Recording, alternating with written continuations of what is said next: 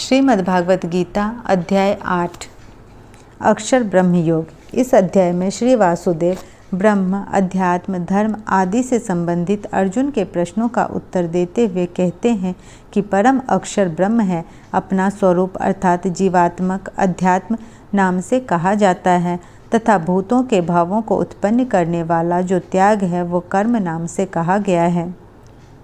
उत्पत्ति, विनाश, धर्म वाले सब पदार्थ अधिभूत हैं। हिरण्यमय पुरुष अधिदेव है और देहधारियों में श्रेष्ठ अर्जुन, इस शरीर में मैं वासुदेव ही अंतर्यामी रूप से अधियज्ञ हूँ।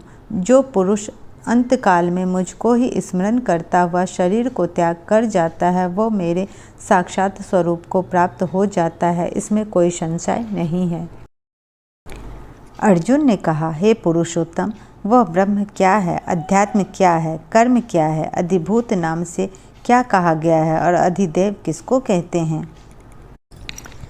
हे मधुसूदन, यहाँ अधियज्ञ कौन है और वह इस शरीर में कैसे है तथा युक्त चित्त वाले पुरुषों द्वारा अंत समय में आप किस प्रकार जानने में आते हैं?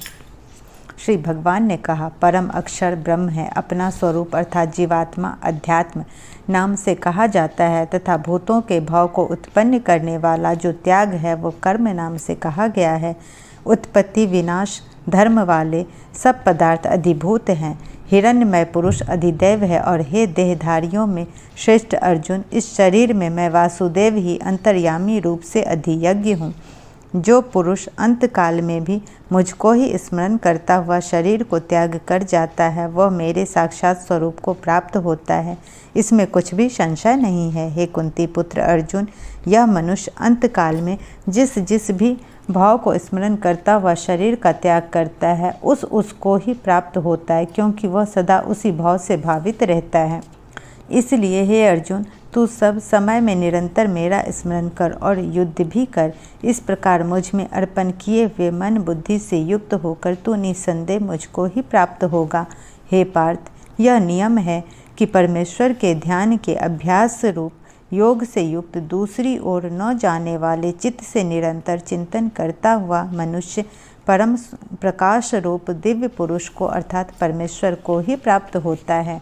जो पुरुष सर्वज्ञ, अनादि, सबके नियंता, सूक्ष्म से भी अति सूक्ष्म, सबके धारण पोषण करने वाले अचिंत्य स्वरूप, सूर्य के सदृश नित्य चेतन प्रकाश रूप और अविद्या से अति परे शुद्ध सच्चिदानंद घन परमेश्वर का स्मरण करता है, वो भक्ति युक्त पुरुष अंतकाल में भी योग बल से भ्रिकुटी के मध्य में प्राण को अच्छी प्रकार स्थापित करके फिर निश्चल मन से स्मरण करता हुआ उस दिव्य रूप परम पुरुष परमात्मा को ही प्राप्त होता है। वेद के जानने वाले विद्वान जिस सच्चिदानंद घन स्वरूप परम पद को अविनाशी कहते हैं, आसक्ति रहित यत्नशील सन्यासी महात्मा जन जिनमें प्रवेश करते हैं और जिस परम पद को चाहने वाले ब्रह्मचारी लोग ब्रह्मचारी का आचरण करते हैं, उस परम पद को मैं तेरे लिए संक्षेप से कहूँगा। सब इंद्रियों के द्वारों को रोककर तथा मन को हृदय में स्थिर करके फिर उस जीते हुए मन के द्वारा प्राण को मस्तक में स्थापित करके परमात्मा संबंधी योग धारणा में स्थित होकर जो पुरुष ओम इस एक अक्षर रूप ब्रह्म को उच्चारण करता हुआ और उसके अर्थ स्वरूप मुझ निर्गुण ब्रह्म का चिंतन करता हुआ शरीर को त्याग कर जाता है वह पुरुष परम गति को प्राप्त होता है। हे अर्जुन, जो पुरुष मुझ में अनन्य चित्त होकर सदा ही निरंतर मुझ पुरुषोत्तम को स्मरण करता है उस नित्य निरंतर मुझ में युक्त हुए योगी के लिए मैं सुलभ हूँ, अर्थात उसे सहज ही प्राप्त हो जाता हूँ। परम सिद्धि को प्राप्त महात्मा जन मुझको प्राप्त होकर दुखों के घर एवं क्षणभंगुर पुनर्जन्म को नहीं प्राप्त होते। हे अर्जुन, ब्रह्मलोक प्रयत्न सब लोग पूर्णावृत्ति हैं, परंतु हे कुंती पुत्र, मुझको प्राप्त होकर पुनर्जन्म नहीं होता, क्योंकि मैं कालातीत हूँ और ये सब ब्रह्मादि के लोग काल के द्वारा सीमित होने से अनित्य हैं।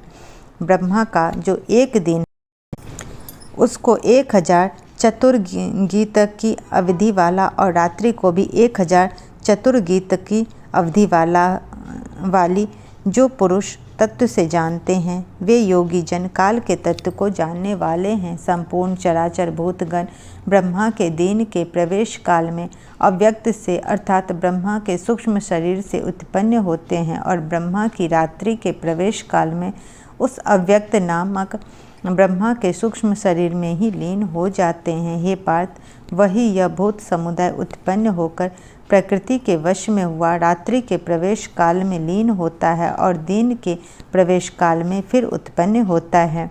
उस अव्यक्त से भी अति परे दूसरा अर्थात विलक्षण जो सनातन अव्यक्त भाव है, वह परम दिव्य पुरुष सब भूतों के नष्ट होने पर भी नष्ट नहीं होता।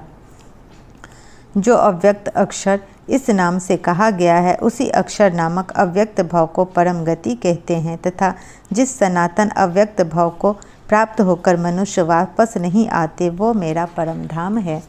हे पार्थ, जिस परमात्मा के अंतर्गत सर्वभूत है और जिस सच्चिदानंद घन परमात्मा से यह समस्त जगत परिपूर्ण है, वह सनातन अव्यक्त परम पुरुष तो अनन्य भक्ति से ही प्राप्त होने योग्य है। हे अर्जुन, जिस काल में शरीर त्याग कर गए वे योगी जन तो वापस न लौटने वाली गति को और जिस काल में गए वे वापस लौटने वाली गति को ही प्राप्त होते हैं, उस काल को अर्थात दोनों मार्गों को कहूँगा।